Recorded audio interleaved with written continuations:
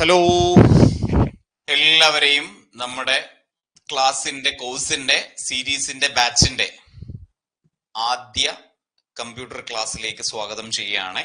അപ്പൊ നമ്മളിവിടെ ഇന്ന് ആരംഭിക്കുന്നത് എല്ലാ പരീക്ഷയിലും +2 ലെവൽ പരീക്ഷയിലല്ലാത്ത എല്ലാ പരീക്ഷയിലും. എന്തുകൊണ്ടാണ് ഇവർ +2 ലെവലിൽ മാത്രം കമ്പ്യൂട്ടറിനെ തഴയുന്നുള്ളത് എനിക്ക് ഇതുവരെ മനസ്സിലായിട്ടില്ല. പോലീസിന്റെ ഒന്നും പരീക്ഷയിൽ കമ്പ്യൂട്ടർ ഉണ്ടാവില്ല. ബാക്കി 10th level, typist, degree level, general ആയിട്ടുള്ള 10th ലെവൽ VFA ഒക്കെ പോലെയുള്ള കമ്പനി ബോർഡ് ഒക്കെ പോലെയുള്ള പരീക്ഷയിൽ LGS ഉണ്ടാവില്ല. പക്ഷേ VFA പോലുള്ള പരീക്ഷകളൊക്കെ കമ്പ്യൂട്ടറിന്റെ ചോദ്യങ്ങൾ ഉണ്ടാവും. ടൈപ്പിസ്റ്റ് പിന്നെ ഒഴിച്ചുകൂടാൻ പറ്റാത്ത ഒരു ഏരിയയാണ് കമ്പ്യൂട്ടർ എന്നുള്ളത് അറിയാലോ. ഇതിന്റെ ഏതൊരു പരീക്ഷ എടുത്തു കഴിഞ്ഞാലും, ജനറൽ, PSC, +2 ലെവൽ അല്ലാത്ത ഏതൊരു പരീക്ഷ എടുത്തു കഴിഞ്ഞാലും അതിൽ ഞാൻ ഇന്ന് ഗ്രൂപ്പിൽ പറഞ്ഞ പോലെ 3 മുതൽ 10 മാർക്ക് വരെയൊക്കെ കമ്പ്യൂട്ടർ ചോദിക്കും, ഓരോ പരീക്ഷയുടെ റേഞ്ച് അനുസരിച്ച്. ഓക്കെ, ഇനി PSCയുടെ ഒരു കോമഡി എന്താന്ന് വെച്ച് കഴിഞ്ഞാല് ഇതിന്റെയൊക്കെ സിലബസ് സെയിം ആണ് എന്നുള്ളതാണ്. അതിപ്പോ 10th ലെവൽ ആയിക്കോട്ടെ, ഡിഗ്രി ലെവൽ ആയിക്കോട്ടെ, ടൈപ്പിസ്റ്റ് ലെവൽ ആയിക്കോട്ടെ, കമ്പ്യൂട്ടർ ഫണ്ടമെന്റൽ എന്ന് പറയുന്ന ടോപ്പിക്കിൽ നിന്ന് ചോദിക്കുന്നത് ഞാൻ ഈ പറയുന്ന സിലബസിലുള്ള കാര്യങ്ങളാണ്. ഓക്കെ, അപ്പോ നമുക്ക് ആദ്യം എന്താണ് പഠിക്കാനുള്ളത് എന്ന് ആദ്യം ഒന്ന് കാണാം. ഡീറ്റെയിൽ ആയിട്ടൊന്നും ഞാൻ പോകുന്നില്ല, ഡീറ്റെയിൽ ആയിട്ട് നമുക്ക് ക്ലാസ്സുകളിലൂടെ കാണാം. ആദ്യം നമുക്ക് പഠിക്കാനുള്ള കമ്പ്യൂട്ടറിൽ നിന്നുള്ള, കമ്പ്യൂട്ടർ ഫണ്ടമെന്റലിൽ നിന്നുള്ള മാർക്ക് സ്കോർ ചെയ്യാൻ വേണ്ടിയിട്ട് നമ്മൾ നോക്കേണ്ട കാര്യങ്ങൾ എന്തൊക്കെയാണ്, നമ്മൾ പഠിക്കേണ്ട കാര്യങ്ങൾ എന്തൊക്കെയാണ് എന്നുള്ളത് നമുക്ക് എന്ത് ചെയ്യാം, ആദ്യം ഒന്ന് കാണാം. അതിനുശേഷം ഇന്നത്തെ കമ്പ്യൂട്ടർ ആർക്കിടെക്ചർ എന്ന് പറയുന്ന ഒരു ടോപ്പിക് ആണ് ഇന്ന് ഞാൻ എടുക്കുന്നത്. ചിലരൊന്നും പഠിക്കാത്ത, ഇതുവരെ പഠിച്ച് കേട്ടിട്ടില്ലാത്ത ഒരു ടോപ്പിക്കാണ്, പക്ഷെ ചോദ്യങ്ങൾ റെയർ ആയിട്ട് ചോദിച്ചിട്ടുണ്ട്. അപ്പോ അങ്ങനെയുള്ള ഒരു കുഞ്ഞു ഏരിയയും അതിൽ നിന്നുള്ള ഒരു 5-6 MCQ ഒക്കെ പഠിച്ച് ഇന്നത്തെ ക്ലാസ്സിൽ ഈ ഒരു ടോപ്പിക് നമുക്ക് സെറ്റ് ആക്കണം. ഓക്കെ, അപ്പൊ ഹായ് പറഞ്ഞ എല്ലാവർക്കും ഒറ്റവാക്കിൽ ഹായ്. ഓക്കെ, സിലബസിൽ നമ്മൾ ആദ്യം പഠിക്കുക ഹാർഡ്വെയർ ആണ്. ഹാർഡ്വെയർ എന്ന് പറയുന്ന ടോപ്പിക്കിൽ നമുക്ക് എന്തൊക്കെ പഠിക്കാനുണ്ട് അറിയോ? CPU നമ്മൾ വിശദമായിട്ട് പഠിക്കും. നമ്മൾ ഇൻപുട്ട് ഡിവൈസസ് നമ്മൾ വിശദമായിട്ട് പഠിക്കും. ഔട്ട്പുട്ട് ഡിവൈസസ് നമ്മൾ വിശദമായിട്ട് പഠിക്കും. മെമ്മറി ഡിവൈസസ് നമ്മൾ വിശദമായിട്ട് പഠിക്കും. അക്കൂട്ടത്തിൽ വരുന്ന മറ്റു കാര്യങ്ങൾ, പോർട്ടുകൾ, ഇങ്ങനെയുള്ള കാര്യങ്ങളൊക്കെ നമ്മൾ എന്ത് ചെയ്യും, പഠിക്കും. ഓക്കെ, അപ്പൊ ഇതിൽ നിന്ന് നമുക്ക് മാർക്ക് പ്രതീക്ഷിക്കാം. ഇത് എനിക്കൊന്നും അറിഞ്ഞൂടാ, കമ്പ്യൂട്ടർ ഒന്നും അറിഞ്ഞൂടാ, പണ്ടെങ്ങാണ്ടോ പഠിച്ച ഒരു ഓർമ്മ മാത്രമേ ഉള്ളൂ, അല്ലെങ്കിൽ കമ്പ്യൂട്ടർ ഇതുവരെ പഠിച്ചിട്ടില്ല എന്നുള്ള ആളുകൾക്കൊക്കെ ഇതിൽ നിന്നുള്ള മാർക്ക് സ്കോർ ചെയ്യാനുള്ള പൊടിക്കൈകളും ഇതിന് മാർക്ക് സ്കോർ ചെയ്യാനുള്ള കാര്യങ്ങളൊക്കെ നമുക്ക് ഇന്നത്തെ ക്ലാസ്സിൽ ഡിസ്കസ് ചെയ്യാം കേട്ടോ. Okay, yes. അപ്പൊ ഹാർഡ്വെയറിൽ CPU, ഇൻപുട്ട്, ഔട്ട്പുട്ട്, മെമ്മറി, ഈ കാര്യങ്ങളൊക്കെ നമ്മൾ വിശദമായിട്ട് ചർച്ച ചെയ്യണം, പഠിക്കണം.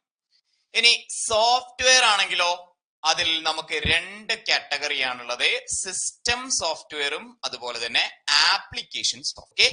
സിസ്റ്റം സോഫ്റ്റ്വെയർ ഉണ്ട്, ആപ്ലിക്കേഷൻ സോഫ്റ്റ്വെയർ ഉണ്ട്. സിസ്റ്റം സോഫ്റ്റ്വെയറിൽ ഡീറ്റെയിൽ ആയിട്ട് ഓപ്പറേറ്റിംഗ് സിസ്റ്റം, യൂട്ടിലിറ്റി സോഫ്റ്റ്വെയർ, ഇന്നലത്തെ പരീക്ഷകളടക്കം ചോദിച്ചു. ആന്റിവൈറസ് എന്ത് സോഫ്റ്റ്വെയർ ആണ്? അതിൽ യൂട്ടിലിറ്റി സോഫ്റ്റ്വെയർ ആണ്. കഴിഞ്ഞ ദിവസം നടന്ന ലാബ് അസിസ്റ്റന്റിന്റെ മെയിൻസ് പരീക്ഷയ്ക്ക് ചോദിച്ചിട്ടുണ്ട്. അങ്ങനെ എല്ലാ പരീക്ഷയിലും ചോദിക്കുന്നതാണ് സോഫ്റ്റ്വെയറിന്റെ ക്ലാസിഫിക്കേഷൻ. അത് നമുക്ക് വിശദമായിട്ട് പഠിക്കേണ്ടതായിട്ടുണ്ട്. ഓക്കെ, ഇത് രണ്ടുമാണ് ഇതിനകത്ത് കൂടുതൽ ക്ലാസ്സുകൾ നമുക്ക് ആവശ്യമുള്ളത്. അതിനുശേഷം വരുന്ന 2 ടോപ്പിക്കുകളാണ് നെറ്റ്വർക്കും ഇന്റർനെറ്റും. നെറ്റ്വർക്കിൽ നമുക്ക് എന്തൊക്കെ പഠിക്കണം? നെറ്റ്വർക്കിന്റെ ടൈപ്സ്, നെറ്റ്വർക്കിന്റെ ഡിവൈസസ്, ഇതൊക്കെ പഠിക്കണം. Types, devices, network devices, hub, switch, router എന്നൊക്കെ കേട്ടില്ലേ നിങ്ങളെ? ഓക്കെ, നെറ്റ്വർക്കിന്റെ ഡിവൈസസ് നമ്മൾ പഠിക്കണം. പിന്നെ നമ്മളെ നെറ്റ്വർക്കിലെ മറ്റേ നെറ്റ്വർക്കിന്റെ ടോപ്പോളജി കേട്ടിട്ടില്ലേ? ടോപ്പോളജീസ്, ഇങ്ങനെയുള്ള കാര്യങ്ങളൊക്കെ നെറ്റ്വർക്ക് എന്ന് പറയുന്ന ടോപ്പിക്കില് നമുക്ക് പഠിക്കേണ്ടതായിട്ടുണ്ട്. അപ്പൊ പഠിച്ചു തീർന്ന കുറെ പേര് ഇവിടെ ഇരിക്കുന്നുണ്ട് കേട്ടോ. ഇതൊക്കെ എന്ത് എന്ന് പറഞ്ഞിരിക്കുന്ന ആളുകളും ഉണ്ട്. നമുക്ക് നോക്കാം. ഇനി ഇന്റർനെറ്റ് ആവുമ്പോ ഇന്റർനെറ്റിന്റെ ടൈപ്സ് ആണ് എന്ത്? WWW, പിന്നെ അതുപോലെ തന്നെ ലേണിംഗ്, ബാങ്കിങ്, ഗവേണൻസ്, കൊമേഴ്സ്, ഇതിൽ തന്നെ വെബ് ബ്രൗസേഴ്സ്, ഇങ്ങനെയുള്ള കാര്യങ്ങളൊക്കെ നെറ്റ്വർക്കുമായി ബന്ധപ്പെട്ട, ഇന്റർനെറ്റുമായി ബന്ധപ്പെട്ട കാര്യങ്ങളൊക്കെ ഇത് നമുക്ക് ഒരു മൊഡ്യൂൾ ആയിട്ട് പഠിക്കാം. ഇത് രണ്ടും തന്നെയാണ് കേട്ടോ. ഇത് രണ്ടും കുറച്ച് അധികം ഉണ്ട്, ഇത് രണ്ടും കൂടെ കുറച്ചേ ഉള്ളൂ. ഓക്കെ, അത് നമുക്ക് നോക്കണം. IP അഡ്രസ്, അങ്ങനെയുള്ള കാര്യങ്ങളൊക്കെ അവിടെ നോക്കണം. അതും കഴിഞ്ഞ് 5ാമത്തെ ഒരു ടോപ്പിക്കിലേക്ക് വരുമ്പോ cyber crime and IT act, cyber laws, സൈബർ കുറ്റകൃത്യങ്ങൾ, bullying, hacking, sniffing, spoofing, snooping, stalking, ഇങ്ങനെയുള്ള ഒരു 100 കണക്കിനില്ലെങ്കിലും ഒരു 10-50ഓളം സൈബർ ക്രൈംസ് ഉണ്ട്, പല പരീക്ഷയ്ക്കും ചോദിക്കാറുണ്ട്. അത് നമുക്ക് വിശദമായിട്ടൊക്കെ നോക്കണം. ഓക്കെ, ഇത്രയുമാണ് PSC സിലബസിൽ തരിക. PSCയുടെ സിലബസിൽ ഇത്രയും കാര്യങ്ങളാണ് കൊടുത്തിരിക്കുന്നത്. ഇതല്ലാതെ ചോദിക്കും, കറണ്ട് അഫയേഴ്സ് ചോദിക്കും. പുതിയ സൂപ്പർ കമ്പ്യൂട്ടർ ഏതാണ്?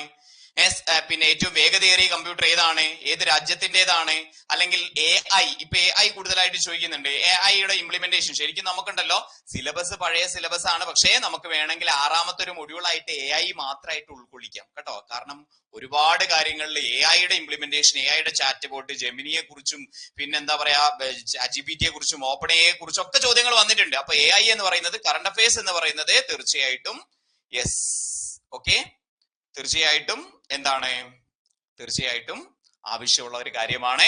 അതും കൂടി നമുക്ക് ഇതിന്റെ കൂട്ടത്തില് എന്ത് ചെയ്യണം, ഡിസ്കസ് ചെയ്ത് പഠിച്ചു പോകണം. ഓക്കെ, ഇനി കഴിഞ്ഞോ? കഴിഞ്ഞിട്ടില്ല. General terms and fact. കേരളത്തിലെ ആദ്യത്തെ കമ്പ്യൂട്ടർ വൽകൃത പഞ്ചായത്ത് ഏതാണ്? കഴിഞ്ഞ ദിവസം പരീക്ഷയ്ക്ക് ചോദിച്ചതാണ്. ഏതാണ് കമ്പ്യൂട്ടർ വൽകൃത പഞ്ചായത്ത്? കേരളത്തിലെ ആദ്യത്തെ കമ്പ്യൂട്ടർ വൽകൃത പഞ്ചായത്ത് ഏതാ? കമന്റ് ചെയ്തേ നോക്കട്ടെ. യെസ്, ഇങ്ങനെയുള്ള GK-യിലുള്ള കമ്പ്യൂട്ടറിന്റെ ചോദ്യങ്ങൾ, അതൊന്നും സിലബസിൽ ഹാർഡ്വെയറിലോ സോഫ്റ്റ്വെയറിലോ നെറ്റ്വർക്കിലോ ഇന്റർനെറ്റിലോ സൈബർ ക്രൈമിലോ ഒന്നും വരില്ല. കേരളത്തിലെ ആദ്യത്തെ കമ്പ്യൂട്ടർ വൽകൃത പഞ്ചായത്ത് ഏതാന്ന് ചോദിച്ചു കഴിഞ്ഞാൽ വെള്ളനാടാണ്. കഴിഞ്ഞ ദിവസം പഠിച്ചതാണ്. അപ്പൊ ഇങ്ങനെയുള്ള GK ഫാക്ട്സ് ഇൻ കമ്പ്യൂട്ടർ അതും ചോദിക്കും. ഓക്കെ, അപ്പൊ ഇങ്ങനെ 7 മൊഡ്യൂളുകളോട് കൂടിയിട്ടുള്ളതാണ് നമ്മുടെ കമ്പ്യൂട്ടറിന്റെ സിലബസ്. കിട്ടിയോടാ? ഓക്കെ ആണോ? അപ്പൊ hardware, software, network, internet, cyber crime and cyber law, ഇതാണ് സിലബസ് ഇവർ തന്നിട്ടുണ്ട് ഉള്ളത്. ഓക്കെ, പിന്നെ നമുക്ക് കമ്പ്യൂട്ടറുമായി ബന്ധപ്പെട്ട കറണ്ട് അഫയേഴ്സ് പഠിക്കണം, കമ്പ്യൂട്ടറുമായി ബന്ധപ്പെട്ട GK ഫാക്ട്സും പഠിക്കണം. അപ്പോഴാണ് ഇത് മുഴുവനാവുന്നത്. ഇങ്ങനെയാണ് നമ്മുടെ ക്ലാസ്സിൽ കാര്യങ്ങൾ എടുക്കുന്നത്. കറണ്ട് അഫയേഴ്സ് പിന്നെ നമ്മുടെ രാവിലത്തെ കറണ്ട് അഫയേഴ്സ് തന്നെ നമുക്ക് ഇൻക്ലൂഡ് ചെയ്യിപ്പിച്ചങ്ങ് പോകാം.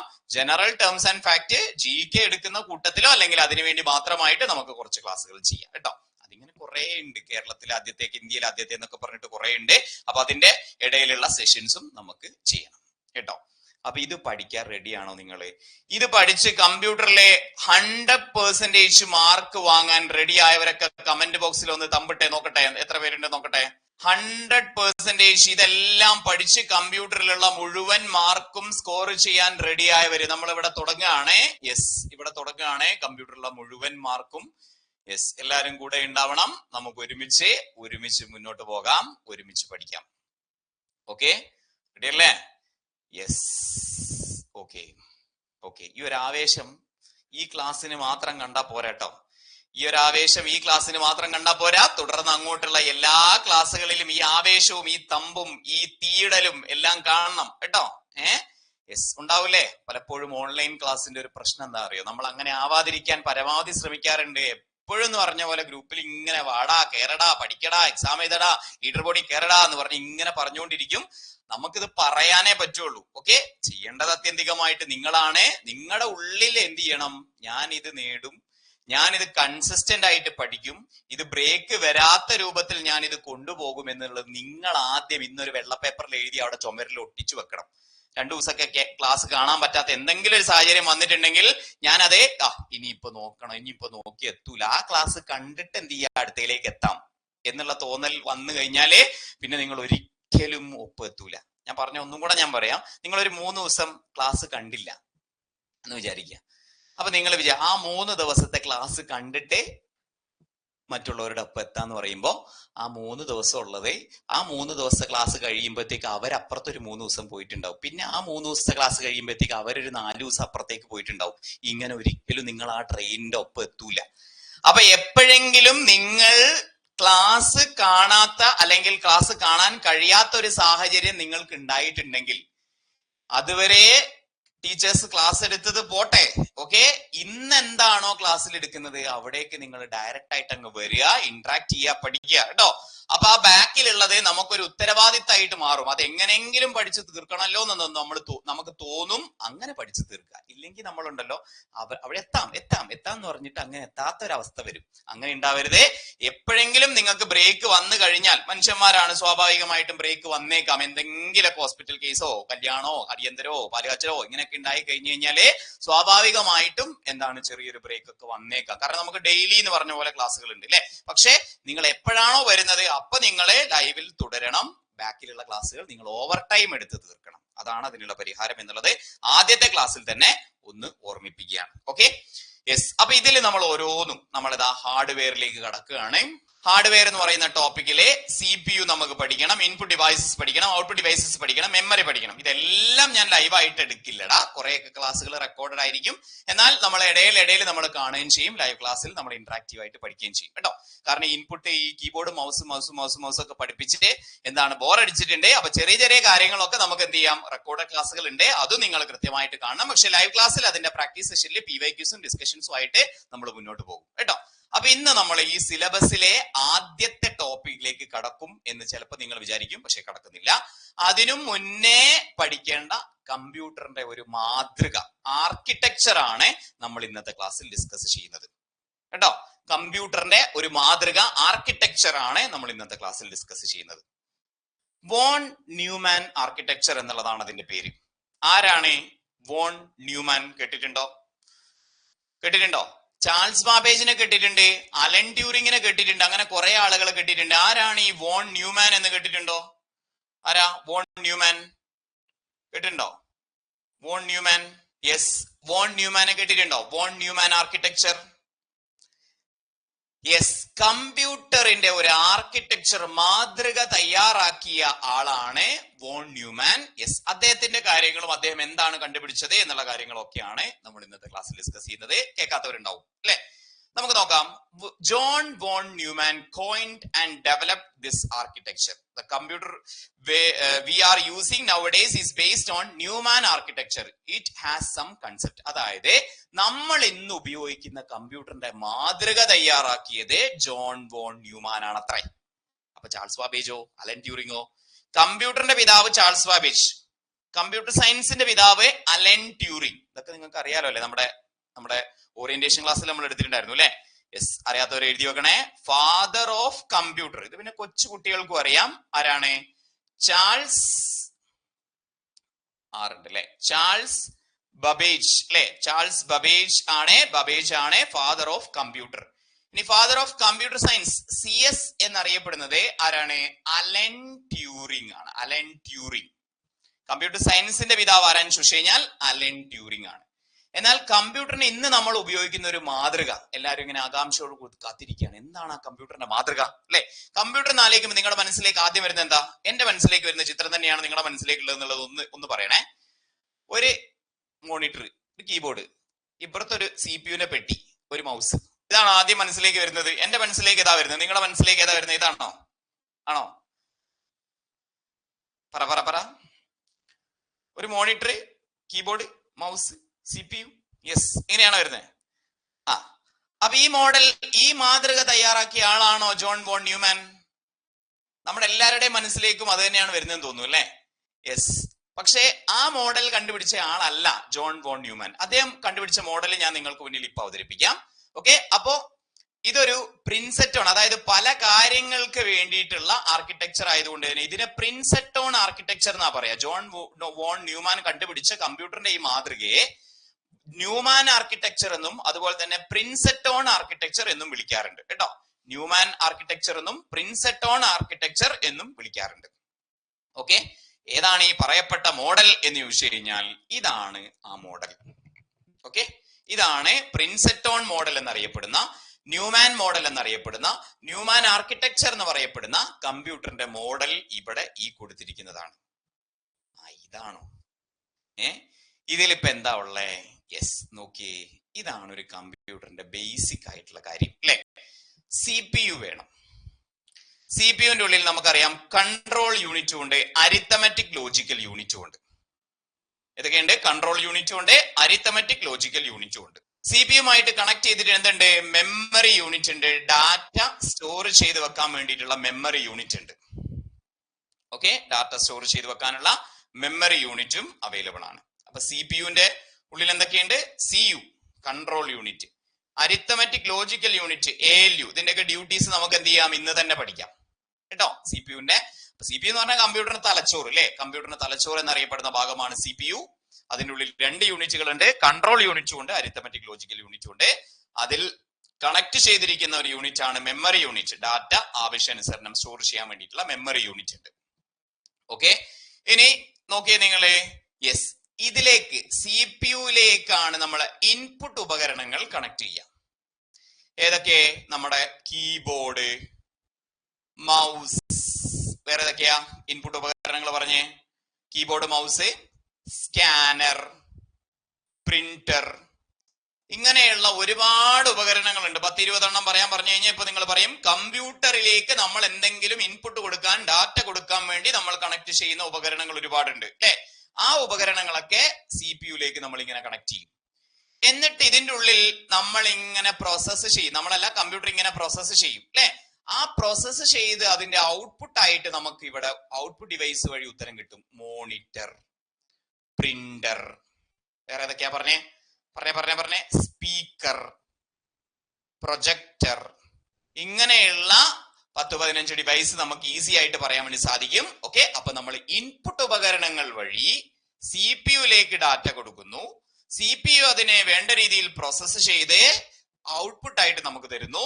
ഇനി നമ്മൾ ഔട്ട്പുട്ട് ആയിട്ട് തരുന്നതിന് മുന്നേ നമുക്ക് എന്തെങ്കിലും സ്റ്റോർ ചെയ്യണമെങ്കിൽ മെമ്മറി യൂണിറ്റിലേക്ക് നമുക്ക് എന്ത് ചെയ്യാം? ആ സ്റ്റോറേജിന്റെ കണക്ഷനും അവിടെ കൊടുക്കാൻ വേണ്ടി സാധിക്കും. ഇതല്ലേ ഒരു കമ്പ്യൂട്ടറിന്റെ അടിസ്ഥാന മാതൃക എന്ന് പറയുന്നത്, അല്ലേ? അല്ലേ? ഒരു കമ്പ്യൂട്ടറിന്റെ അടിസ്ഥാന മാതൃക എന്ന് പറയുന്നത് ഇതല്ലേ? അല്ലേ? യെസ്. അപ്പോ ഈ ഒരു മോഡലിനെയാണ് വോൺ ന്യൂമാൻ ആർക്കിടെക്ചർ അതല്ലെങ്കിൽ പ്രിൻസെറ്റോൺ ആർക്കിടെക്ചർ എന്ന് വിളിക്കുന്നത്. ഇതാണ് കമ്പ്യൂട്ടറിന്റെ അംഗീകരിച്ച കമ്പ്യൂട്ടർ മാതൃക കേട്ടോ. Neumann design just constitute the foundation of modern computing. Okay, ഇതാണ് അടിസ്ഥാനപരമായി മോഡേൺ കമ്പ്യൂട്ടറിന്റെ ബേസിക് സ്ട്രക്ചർ എന്ന് പറയുന്നത് കേട്ടോ. അപ്പോ ഈ ഒരു കാര്യം കൃത്യമായി മനസ്സിലാക്കി വെക്കുക. നിങ്ങൾ എന്റെ കൂടെ നോട്ട് എഴുതുന്നുണ്ടാവും എന്ന് വിചാരിക്കുന്നു, അതോ ഞാൻ പറയുന്നത് ഇങ്ങനെ കേട്ടിരിക്കണം? അപ്പൊ നമ്മൾ പഠിച്ച ഇത്രയേ ഉള്ളൂ. കമ്പ്യൂട്ടറിന് ഒരു മാതൃക തയ്യാറാക്കിയത്, കമ്പ്യൂട്ടർ മാതൃകയുടെ പിതാവ്, ഫാദർ ഓഫ് കമ്പ്യൂട്ടർ ആർക്കിടെക്ചർ എന്നറിയപ്പെടുന്നത് ജോൺ വോൺ ന്യൂമാൻ ആണ്. Okay, yes. ആ മാതൃകയിൽ എന്തൊക്കെയുണ്ടെന്ന് ചോദിച്ചു കഴിഞ്ഞാൽ ഇൻപുട്ട് കൊടുക്കുന്നു, CPU-ലേക്ക് കൊടുക്കുന്നു, വേണമെങ്കിൽ അത് മെമ്മറിയിലേക്ക് സേവ് ചെയ്യാം, ഔട്ട്പുട്ട് ആയിട്ട് വരുന്നു. ഈ ഒരു മോഡലാണ് പ്രിൻസെറ്റോൺ മോഡൽ അല്ലെങ്കിൽ computer architecture, John von Neumann architecture എന്ന് വിളിക്കുന്നത്. ഓക്കെ, നമ്മൾ പണ്ട് സ്കൂളിൽ പഠിക്കുന്ന പോലെ ഒരു കാര്യം പഠിപ്പിച്ച ഇനി നമുക്ക് നോട്ട് എഴുതാം, വോൺ ന്യൂമാൻ ഡിസൈൻസ്, അങ്ങനെയൊന്നും ഇല്ല കേട്ടോ. നിങ്ങൾ ക്ലാസ്സിൽ കേൾക്കുമ്പോൾ നിങ്ങൾക്ക് മനസ്സിലായ കാര്യങ്ങൾ, നിങ്ങളൊക്കെ മുതിർന്ന പിള്ളേരാണ്, മനസ്സിലായ കാര്യങ്ങൾ നിങ്ങളുടേതായ ഭാഷയിൽ നോട്ടായിട്ട് എഴുതിയാൽ അതാണ് ബെറ്റർ. പിന്നെ ഇതിന്റെ PDF നിങ്ങൾക്ക് കിട്ടും കേട്ടോ. പക്ഷെ നോട്ടൊക്കെ എഴുതിയെടുക്കാൻ പറ്റുകയാണെങ്കിൽ, ഓൺ ദ സ്പോട്ടിൽ തന്നെ നോട്ടൊക്കെ എഴുതിയെടുത്ത് പഠിക്കാൻ പറ്റുകയാണെങ്കിൽ അതാണ് നല്ലത് കേട്ടോ. അതാണ് നല്ലൊരു മാതൃക. ഇന്ന് മാത്രമല്ല, ഈ കോഴ്സ് മുന്നോട്ട് പോകുമ്പോൾ പരീക്ഷ വരെ അല്ലെങ്കിൽ ജോലി കിട്ടുന്നവരെ, പരീക്ഷ വരെ അല്ല, ജോലി കിട്ടുന്നത് വരെ നിങ്ങൾ അത് കണ്ടിന്യൂ ചെയ്യണം കേട്ടോ. ഓക്കെ, അപ്പൊ ഈ 2 കാര്യങ്ങൾ, ഈ 2 പേജിലുള്ള കാര്യങ്ങളും സെറ്റാന്ന് വിചാരിക്കുന്നു. അപ്പൊ ഇന്നത്തെ ക്ലാസ്സിൽ ഞാൻ ഉദ്ദേശിക്കുന്നത് നമ്മള് ഓരോന്നിനെ കുറിച്ചും, ഇൻപുട്ടും ഔട്ട്പുട്ടിനെ കുറിച്ചും പ്രത്യേകിച്ച് ഒന്നും പറയേണ്ടതില്ല. അത് നമുക്ക് ഓരോ ടോപ്പിക്കും, ഓരോന്നും, കീബോർഡും മൗസും സ്കാനറും പ്രിന്ററും OCR-ഉം OMR-ഉം MACR-ഉം ഇങ്ങനെയുള്ള ഇൻപുട്ട് ഡിവൈസിലുള്ള 10-25 എണ്ണം ഡീറ്റെയിൽ ആയിട്ട് നമുക്ക് പഠിക്കാനുണ്ട്. ഔട്ട്പുട്ട് ഡിവൈസസിലും അതുപോലെ തന്നെ ഡീറ്റെയിൽ ആയിട്ട് പഠിക്കാനുണ്ട്. CPU-ന്റെ ഉള്ളിൽ, CPU ആണ് നമ്മൾ ആദ്യം എടുത്ത് പഠിക്കുന്നത്. ഓക്കെ, അതിൽ വരുന്ന കൺട്രോൾ യൂണിറ്റ്, ALU എന്നുള്ള കാര്യങ്ങളൊക്കെ, ബേസിക് ആയിട്ടുള്ള കാര്യങ്ങൾ നമുക്ക് ഇന്നൊന്ന് പറഞ്ഞു പോകാം. ഓക്കെ, റെഡി അല്ലേ? ക്ലിയർ ആവുന്നുണ്ടടാ? ഓക്കെ അല്ലേ? സംശയങ്ങൾ ഉണ്ടെങ്കിൽ ചോദിക്കണം കേട്ടോ.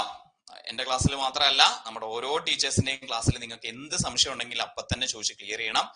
അങ്ങനെയാണ് പച്ചവെള്ളം നിങ്ങളെ കൊണ്ടുപോവുക. ഓക്കെ, പിന്നെ ഇതില് നമ്മുടെ ജനറൽ ബാച്ചിന്, നമ്മുടെ ലോങ് ടൈം കൂടെ ബാച്ചിന് നമുക്കൊരു എന്താണ്, നമ്മുടെ രജിത മാമിന്റെ പേഴ്സണലി മെന്റർഷിപ്പ് കൂടി നമ്മൾ പ്രൊവൈഡ് ചെയ്യുന്നുണ്ട്. എങ്ങനെയുണ്ട് പേഴ്സണൽ മെന്റർഷിപ്പ്? എങ്ങനെയുണ്ട് നിങ്ങളുടെ പേഴ്സണൽ മെന്റർഷിപ്പ്? എങ്ങനെ പോകുന്നു കൂടെ ബാച്ചിൽ, ജനറൽ ബാച്ചില്, ടൈപ്പിസ്റ്റ് ബാച്ചില്? യെസ്, നമുക്ക് കുറച്ചധികം പിള്ളേരുണ്ട്. എല്ലാവരെയും പേഴ്സണലി കണക്ട് ചെയ്യാന്ന് പറഞ്ഞു കഴിഞ്ഞാൽ കുറച്ച് റിസ്ക് ആയിരിക്കും, ചിലപ്പോൾ കുറച്ച് സമയം എടുക്കും എല്ലാവരെയും പേഴ്സണലി കണക്ട് ചെയ്യുന്ന സമയത്ത്.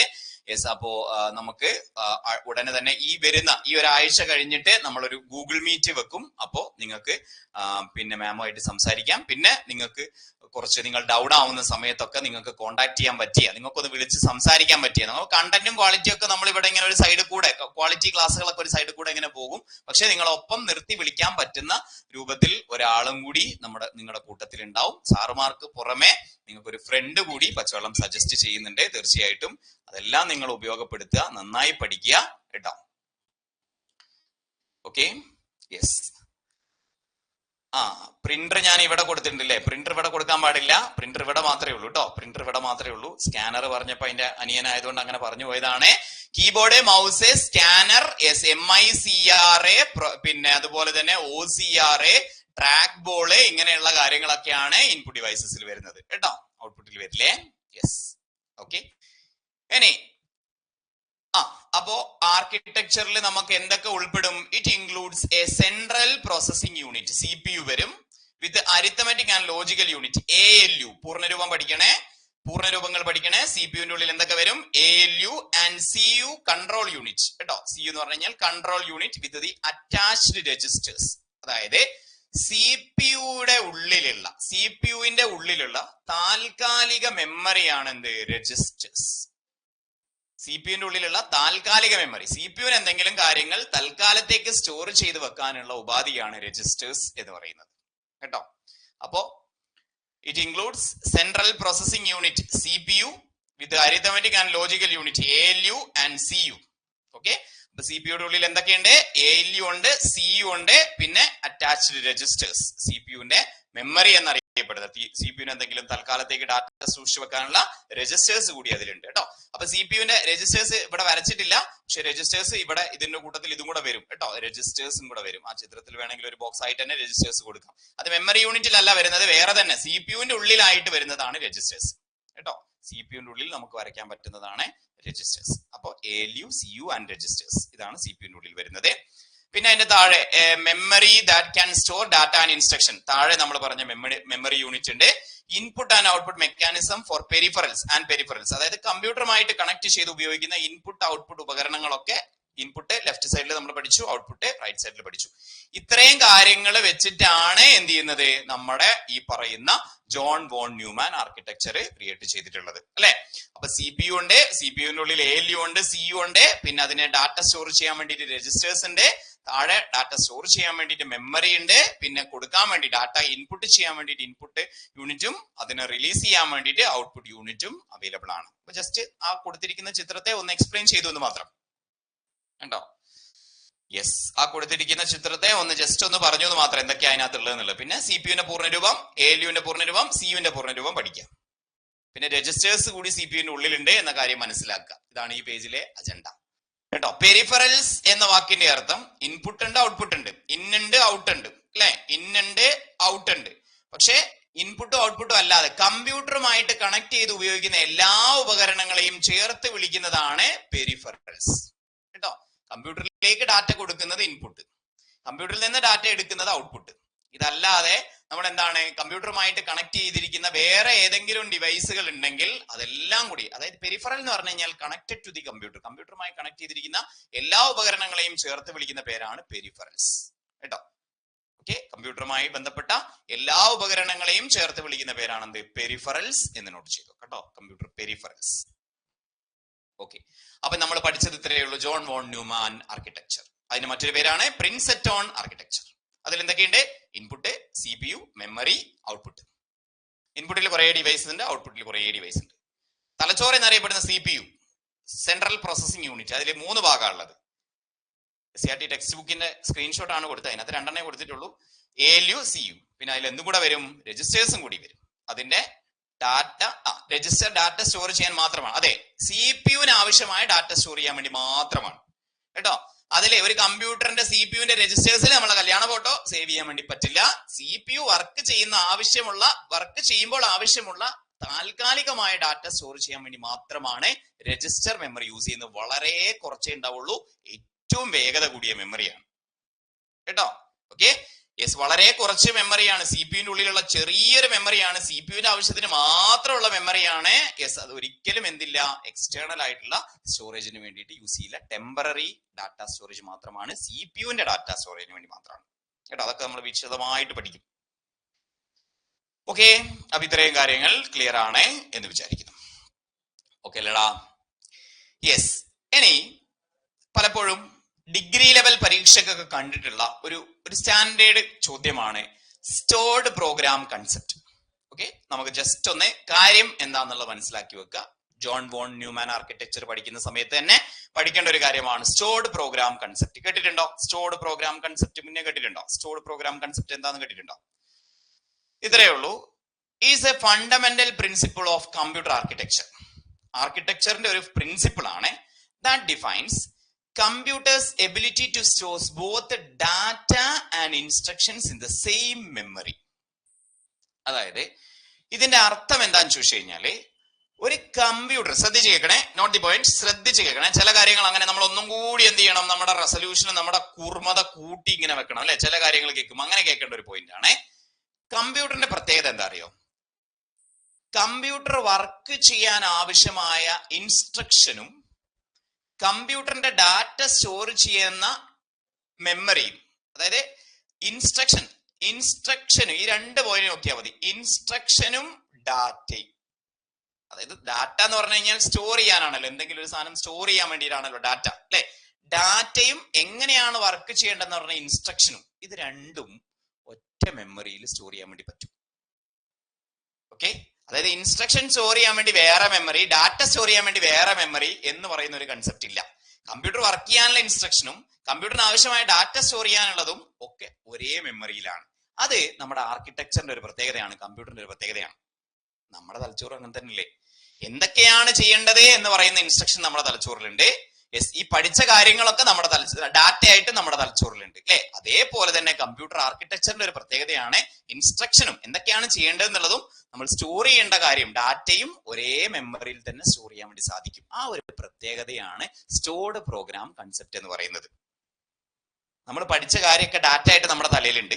ഈ ക്ലാസ് കഴിഞ്ഞാൽ എന്താണ് ചെയ്യേണ്ടത് എന്നുള്ള ഇൻസ്ട്രക്ഷൻ നമ്മുടെ തലയിലുണ്ട് അല്ലെ. ഈ ക്ലാസ് കഴിഞ്ഞ് എന്ത് ചെയ്യണം? മാമുണ്ണണം, മക്കളെ ഉറക്കണം, നാളെ വർക്കിന് ആവശ്യമായിട്ടുള്ള കാര്യങ്ങൾ ചെയ്യണം. യെസ്, അങ്ങനെ എന്തെങ്കിലുമൊക്കെ കാര്യങ്ങളായിരിക്കും അല്ലെ നമ്മുടെ തലയിൽ ഉണ്ടാവുക. ഈ ക്ലാസ് കഴിഞ്ഞിട്ട് വേണം എന്ന് പറഞ്ഞിട്ട് കുറെ ഇൻസ്ട്രക്ഷൻ ഉണ്ടാവും.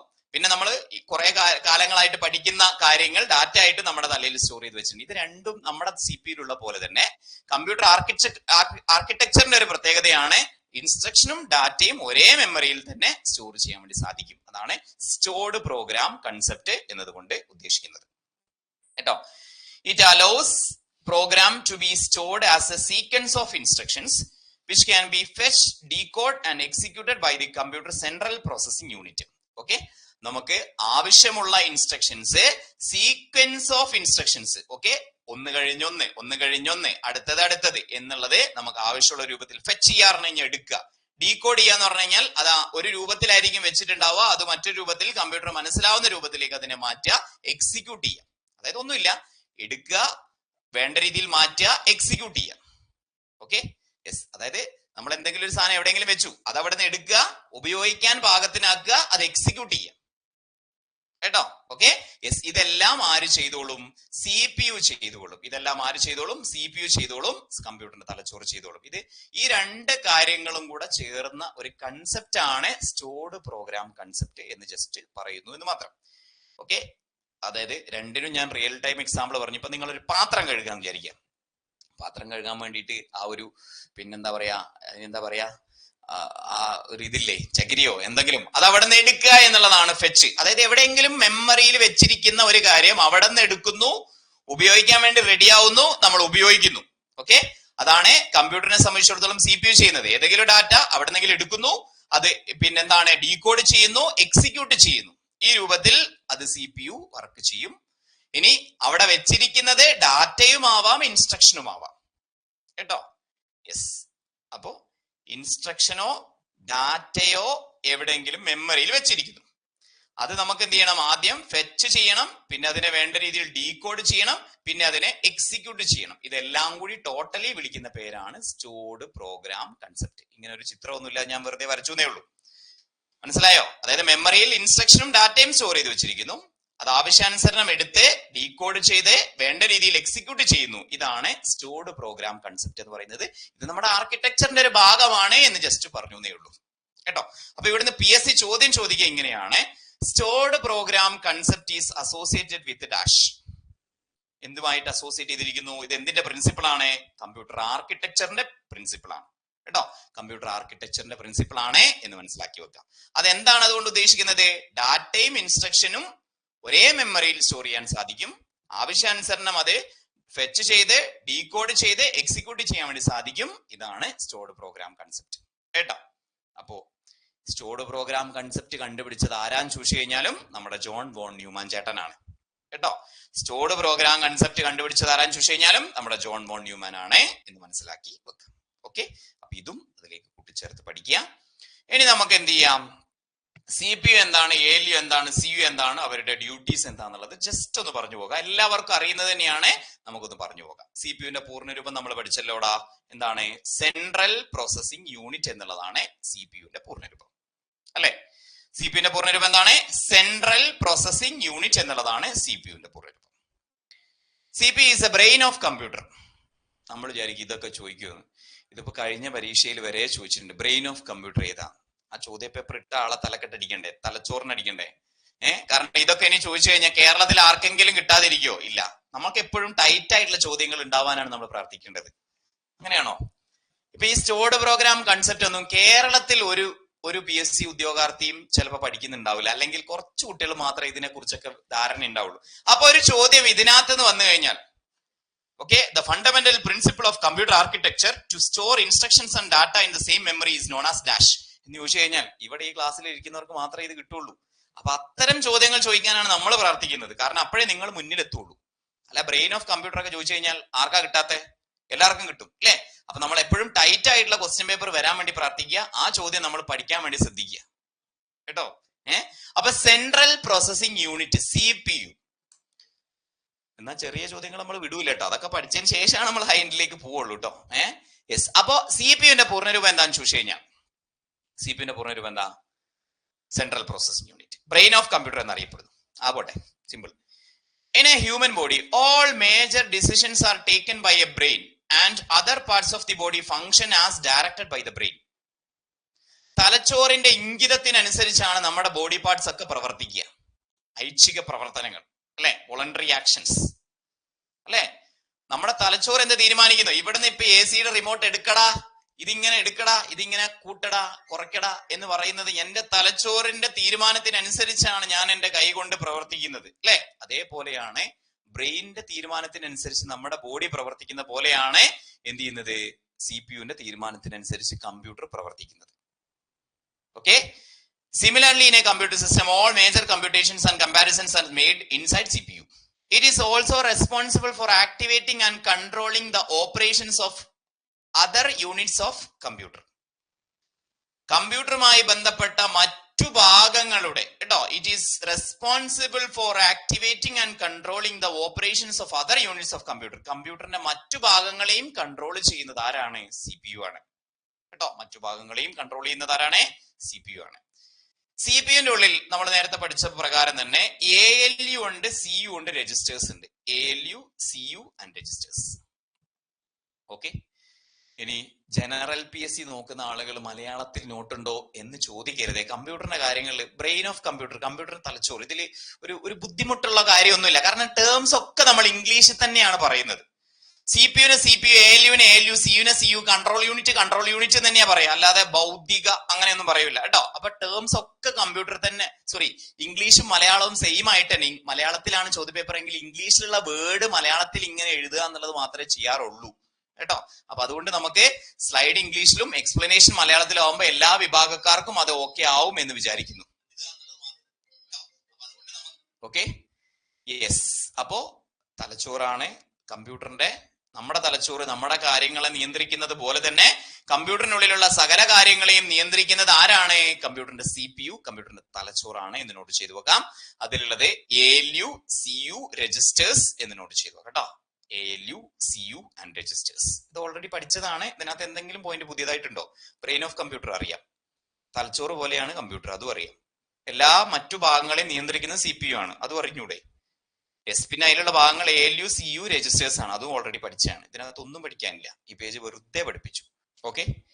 ഇനി നമ്മൾ ALU പോകുന്ന സമയത്ത്, അരിത്തമെറ്റിക് ആൻഡ് ലോജിക്കൽ യൂണിറ്റിലേക്ക് പോകുന്ന സമയത്ത്,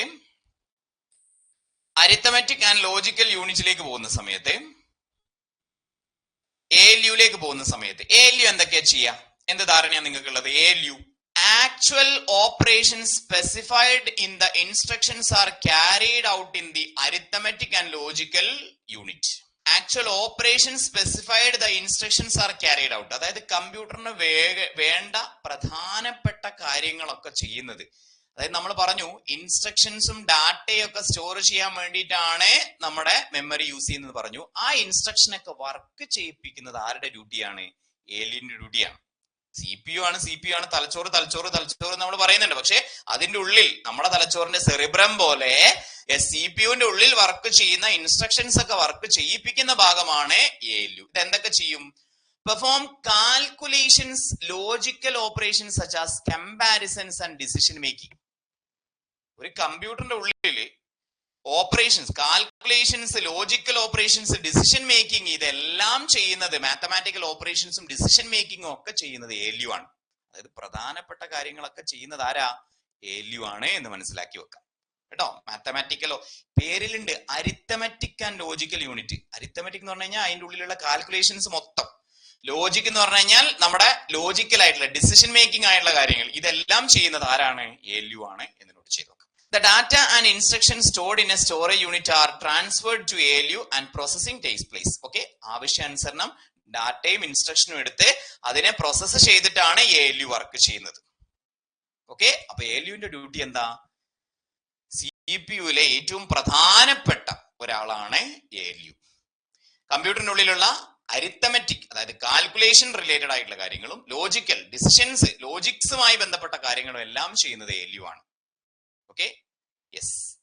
അപ്പൊ ബ്രെയിൻ ഓഫ് കമ്പ്യൂട്ടർ CPU ആണെങ്കിലും അതിലെ ഏറ്റവും പ്രധാനപ്പെട്ട ഭാഗം എന്ന് പറയുന്നത് ALU ആണ് എന്ന് നമുക്ക് മനസ്സിലാക്കി വെക്കാം കേട്ടോ. ഓക്കെ, ക്ലിയർ അല്ലേ? പഠിക്കാൻ ഇപ്പൊ എന്താ ഉള്ളേ? കാൽക്കുലേഷൻസും ഡിസിഷൻ മേക്കിങ്ങും ചെയ്യുന്നത് ALU ആണ്. CPU-ന്റെ നെടുന്തൂണായിട്ടുള്ളത് ഏതാന്ന് ചോദിച്ചു കഴിഞ്ഞാൽ ALU ആണ് എന്ന് മനസ്സിലാക്കി വെക്കാം കേട്ടോ. ഓക്കെ, ഇനി കൺട്രോൾ യൂണിറ്റിലേക്ക് പോകുന്ന സമയത്ത് each of the functional unit has its own function but none of this will perform the function until it asked to. നമ്മളും അങ്ങനെ തന്നെയാണ് ജീവിതത്തിൽ അല്ലെ? നമുക്ക് എല്ലാ കാര്യങ്ങളും ചെയ്യാൻ അറിയാം, പക്ഷെ ആരെങ്കിലും ഒരാൾ പറയുന്നത് വരെ പലപ്പോഴും നമ്മൾ ഒന്നും ചെയ്യൂല അല്ലെ?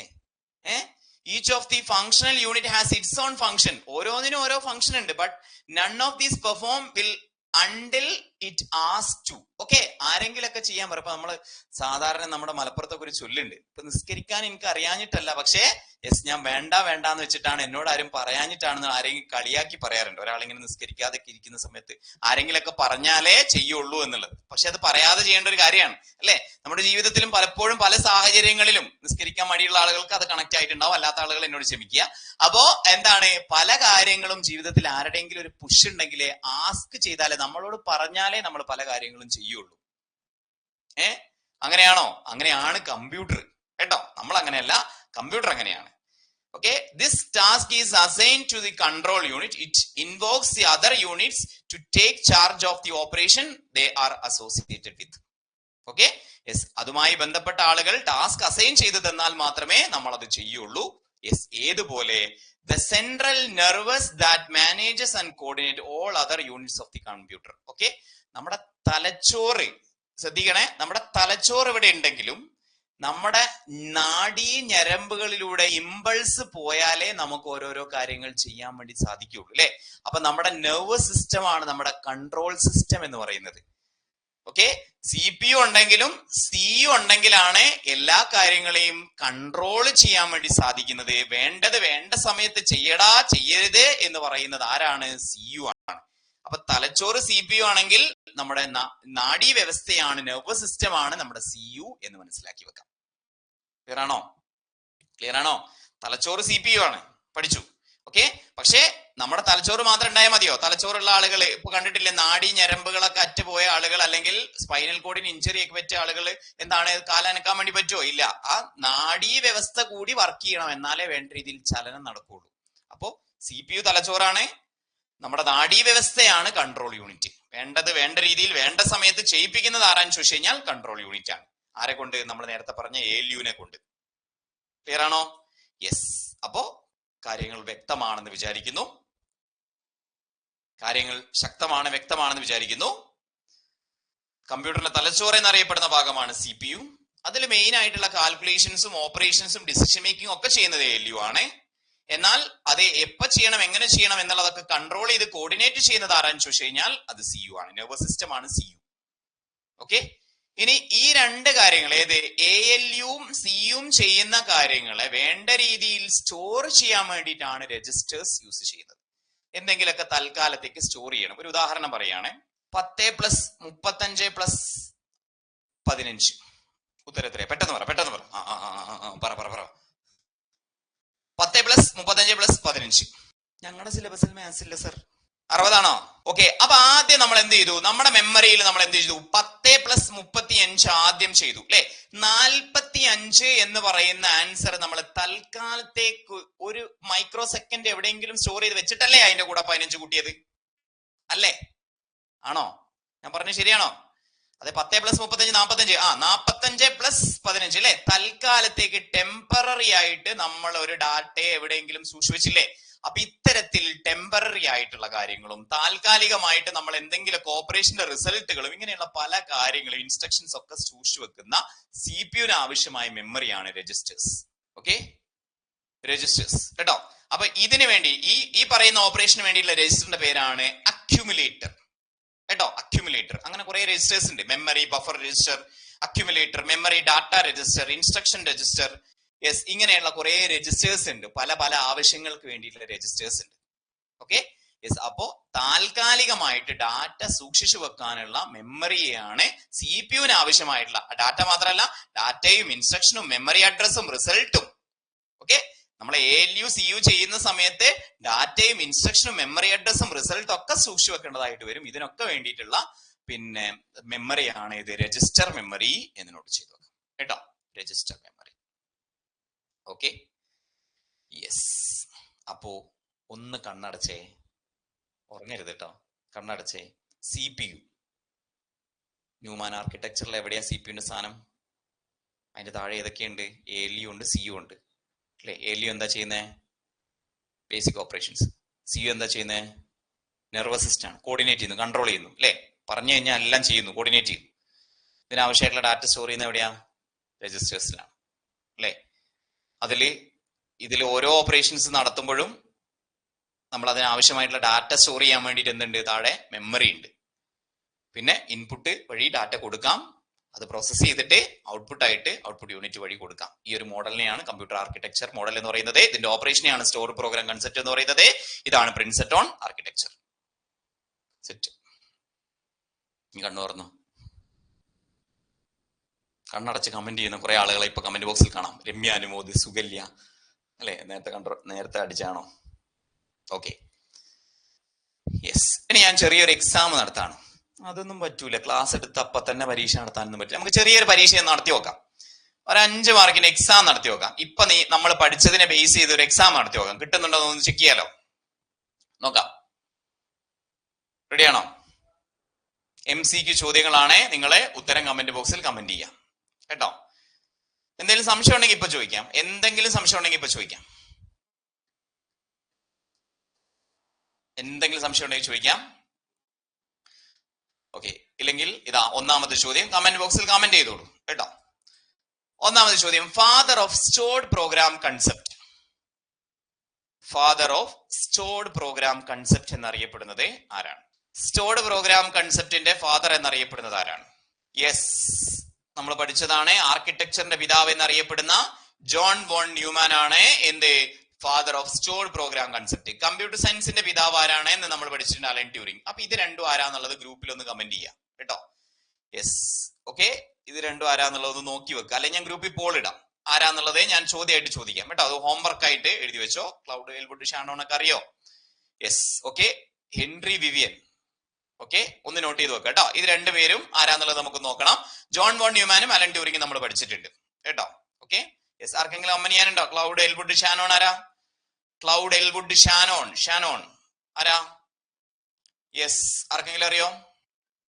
യെസ്, ഇൻഫർമേഷൻ ടെക്നോളജിയുടെ പിതാവാണ് കേട്ടോ. IT-യുടെ പിതാവാണ് Claude Elwood Shannon.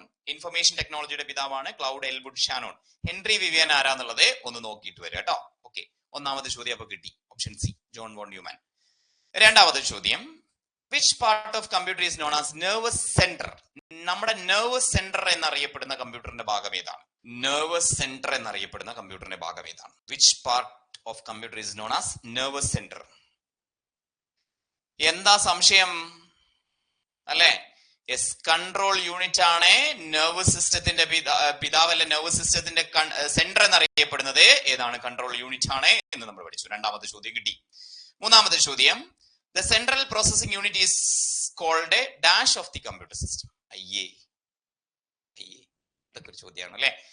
Central processing unit CPU is called dash of the computer system. Brain എല്ലാം ഓപ്ഷൻ സി ആണോ? അടുത്ത സി പോൾ ചെയ്തോ. Yes, every data and instruction that enters or leaves the computer and passes through dash.